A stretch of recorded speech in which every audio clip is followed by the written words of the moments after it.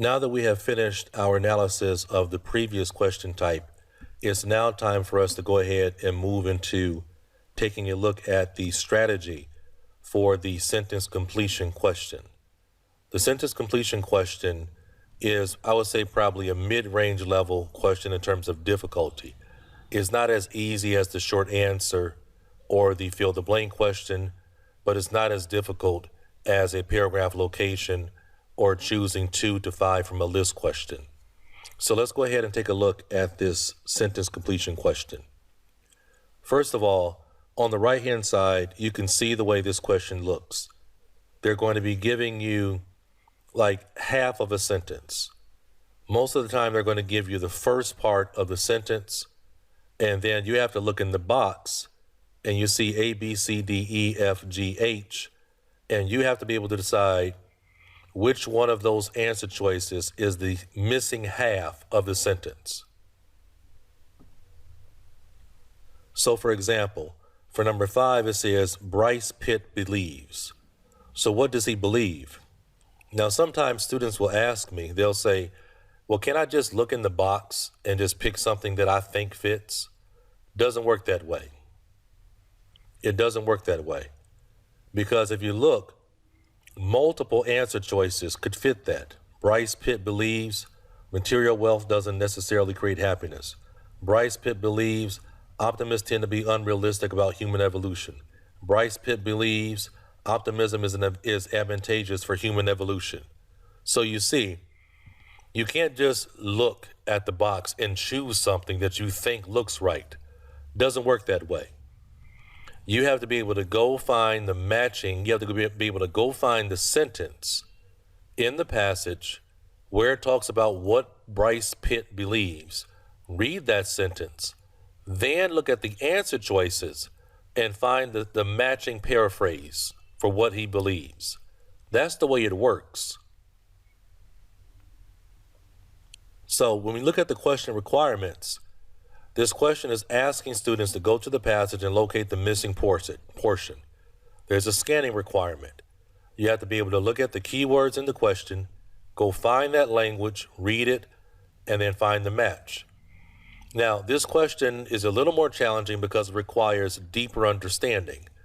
Instead of just looking for a synonym word match, here you're really looking for a paraphrase of like several words. So when we go and find out what Bryce Pitt said, you may have to look at 6 or 7 words in that sentence for what he said, then look at the answer choices and look for a paraphrase of that belief or a paraphrase of that statement. So it requires a deeper level of understanding.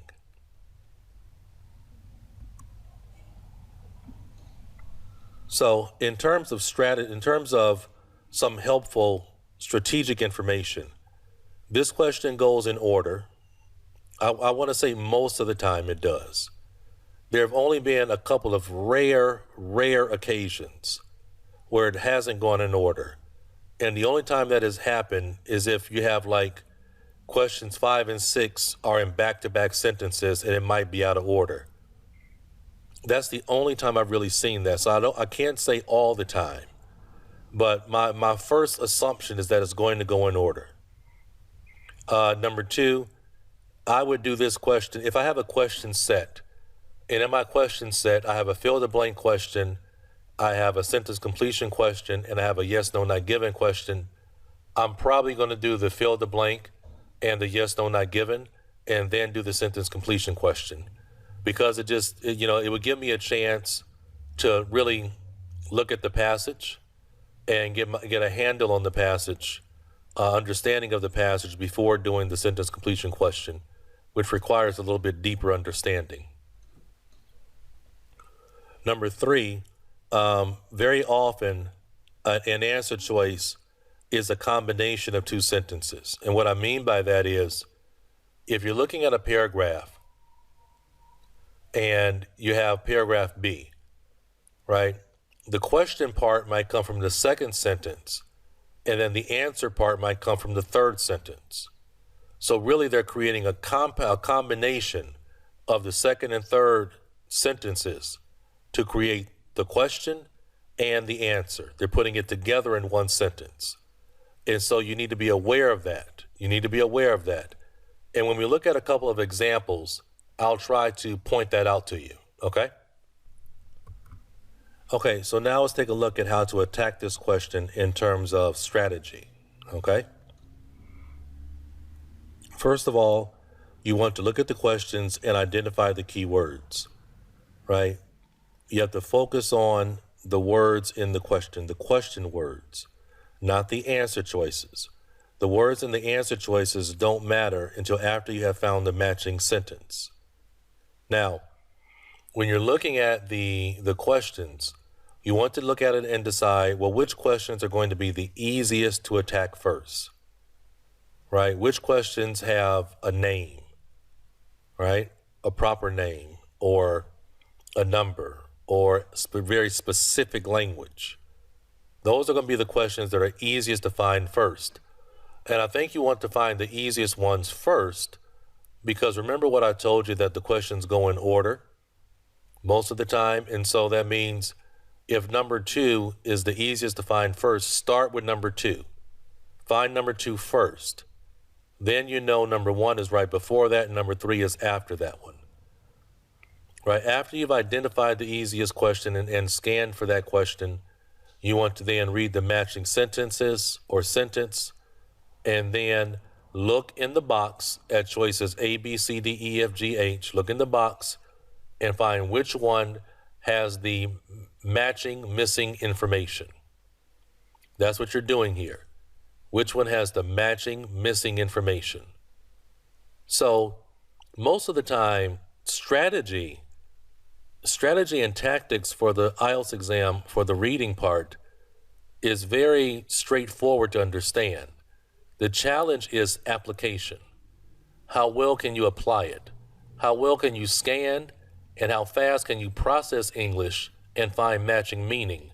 Because here we're dealing with paraphrasing most often. Paraphrasing, not matching up synonym words, which is a higher level and more difficult level of English.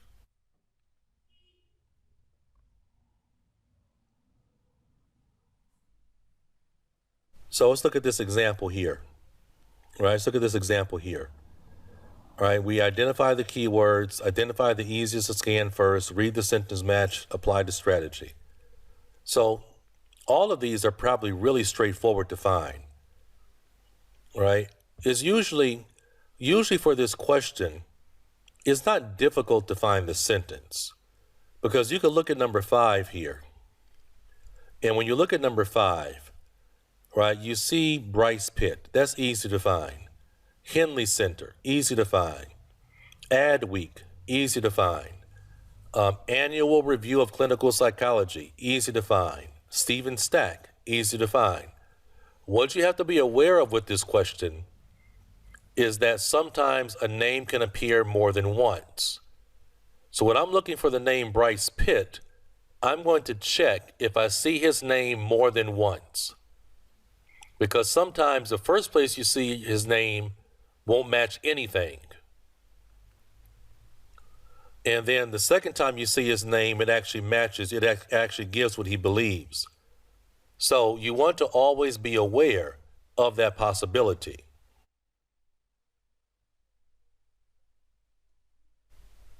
So we look here for this paragraph, right? And what I'm looking at here, everybody, are numbers 7, 8, and 9, right? 7, 8, and 9. So when we look at number 7, let's go ahead and read what it says. Number 7 says, the study conducted by Adweek finds.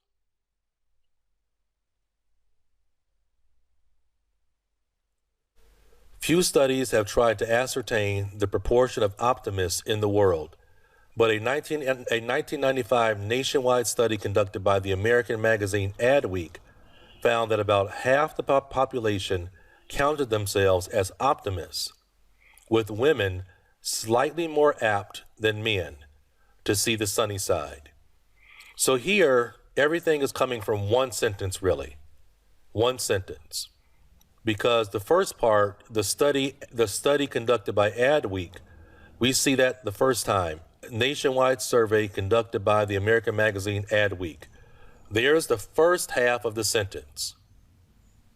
There's the first half of the sentence. Then what did it find? Finds that about half the population counted themselves as optimists, with women slightly more apt than men. That's a match for choice E, right? The feelings of optimism vary according to gender. Look at how they're using synonym language. They're not using the same words, women and men, right? Or women more than men. For women and men, they're using gender. They're testing your English. Keep in mind, that's what they're doing. They're testing your English. Women more than men, synonym for vary. That's the test of English, okay? It's a paraphrase. It's a paraphrase. Okay, now let's go ahead and move on to number 8. Number 8 says the annual review of clinical psychology reports. So now let's move down to the second paragraph.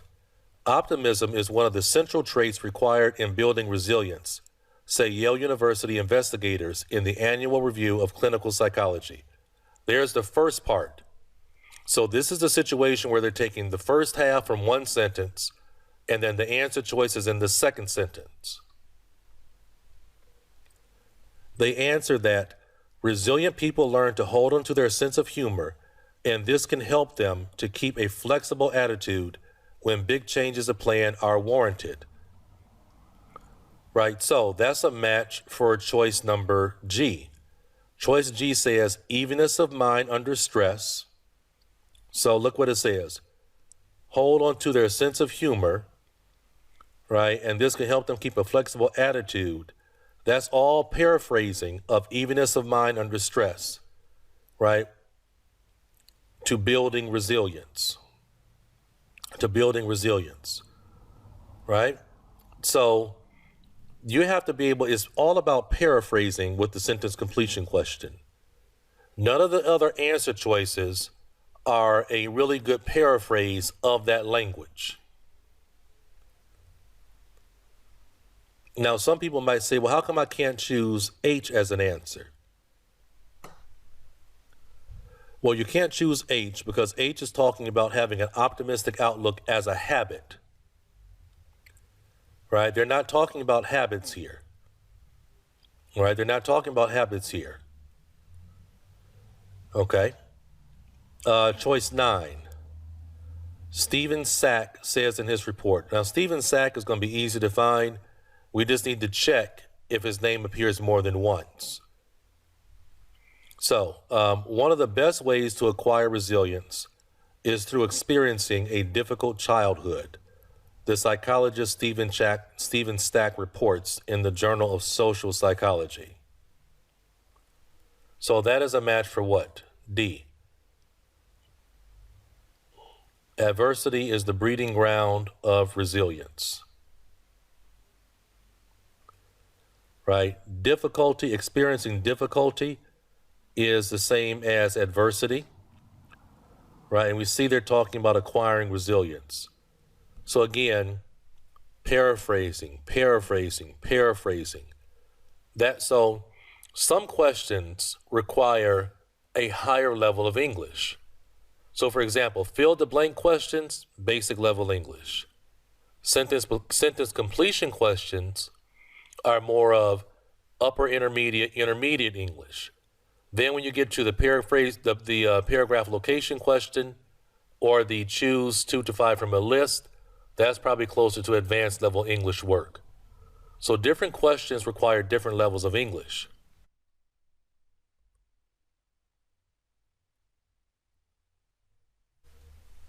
Here we have another example, right?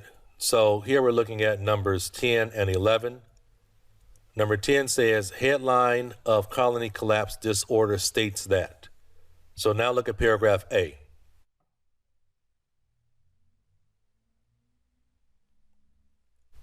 Recently, ominous headlines have described a mysterious ailment, colony collapse disorder, that is wiping out the honeybees that pollinate many crops. Right? So there is the first part. Now, the second part that we have to match is in the second sentence. Without honeybees, the story goes, fields will be sterile, economies will collapse, and food will be scarce. That's a match for what? Choice B. It would cause severe consequences both to commerce and agriculture.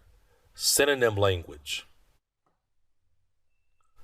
Economies will collapse, synonym for commerce. Fields will be sterile, synonym for agriculture. Right? That's what we're doing. Now, number 11. Viewpoints of Freydis manifest that. Right? So here we have the same thing. The same thing. Right? The first part, Brino Freydis, is right here at the beginning of section D. And then the second part contains the actual answer choice.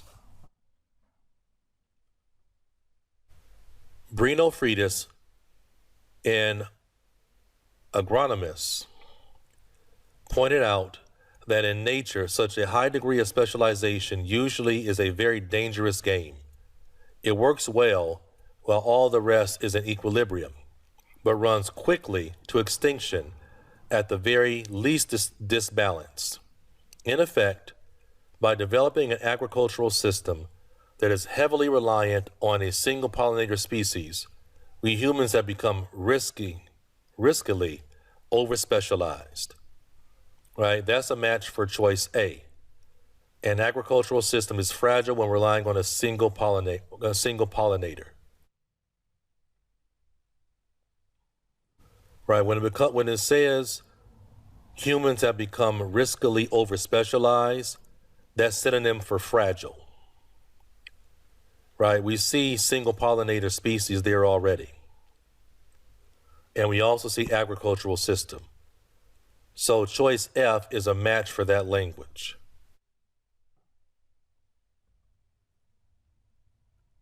Okay, so coming up next, in the next lectures coming up, we're going to give you a full passage application,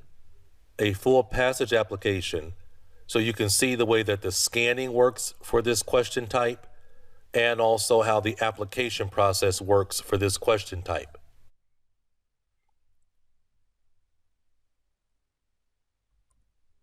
Thank you very much for joining me, and I look forward to talking to you in the next lecture. Take care.